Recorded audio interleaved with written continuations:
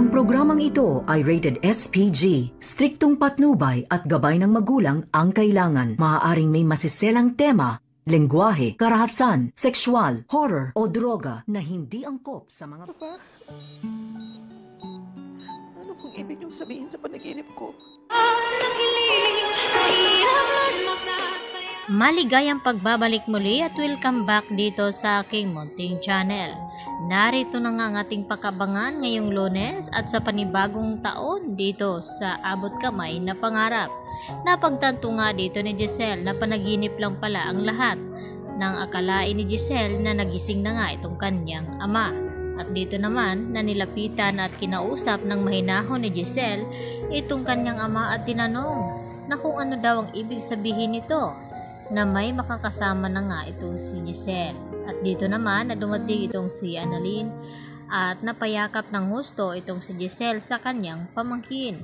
At naiintindihan niya na kung papaano mag-alaga itong kanyang pamangkin na si Annalyn dito sa kanyang lolo. At patuloy nila pa rin hinahanap itong si Zoe kung nasaan na nga ba ito. Simula nga nung nakompronta ni Giselle at RJ itong si Zoe ay mapahanggang ngayon ay hindi pa rin ito nagpapakita sa kanila. Ibig sabihin lamang nito ay nakonsensya pa rin itong si Zoe dahil hindi siya nagsasabi ng katotohanan dito kina Giselle at RJ na wala siyang kinalaman dito kay Don Pepe. At dito naman na tinanong ni Giselle ang mga staff ng ospital ng Apex kung hindi ba daw nila napansin ang babae na huling dumalaw dito kay Don Pepe. At maya-maya nga ay bigla namang dumating itong si Justin at hinabol ito ni Giselle kasama itong si Doc Remeneses. At tinanong kung pwedeng makilala ba daw ni Giselle ang babaeng ito.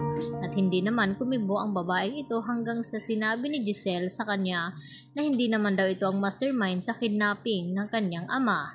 At dito nagpantig ang isip ng babae na si Justin at sinagot itong si Giselle na kung may pagtatangkaan man daw siya ay hindi itong si Lolo Pepe kundi itong si Giselle at sana siya na lamang nakaratay doon kabaliktad dito kay Don Pepe. At hindi nagustuhan ang sinabi ni Justin dito kay Giselle kaya nasampal niya ito at syempre hugumante din naman itong si Justin. Sa kalaunan ay nalaman na nga dito ni Giselle na ang babaeng kanyang sinaktan ay walang iba kundi itong kanyang anak na nagawa niyang pinamigay at pinabayaan noon dahil pinatunayan nga dito ni Eric dito kay Giselle nang ito'y dumating na anak niya ang kanyang nakakaharap ngayon.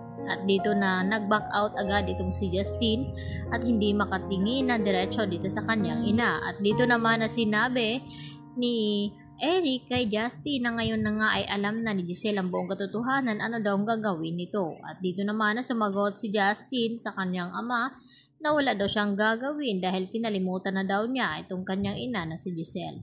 At dito sa panibagong yugto na ating aabangan, magbabakasyon naman itong sina Lynette at Annalyn sa Japan kung saan ay matatagpuan din nila itong si Moira roon na may plano na naman sila ni Carlos na ang gusto ngang mangyari ni Moira na mas palalain pa ang sakit dito ni Lynette na magiging baliw.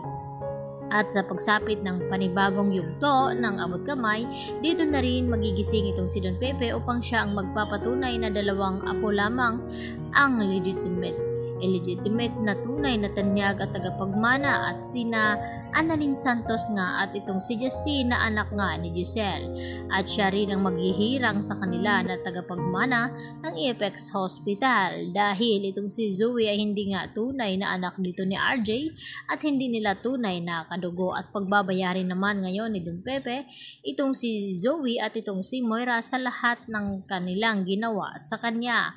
Kaya yan naman ang ating hindi palalampasin mga kapuso dahil sa bagong season ng Abot Kamay na Pangarap ay marami pa tayong matutunan at masasaksihan.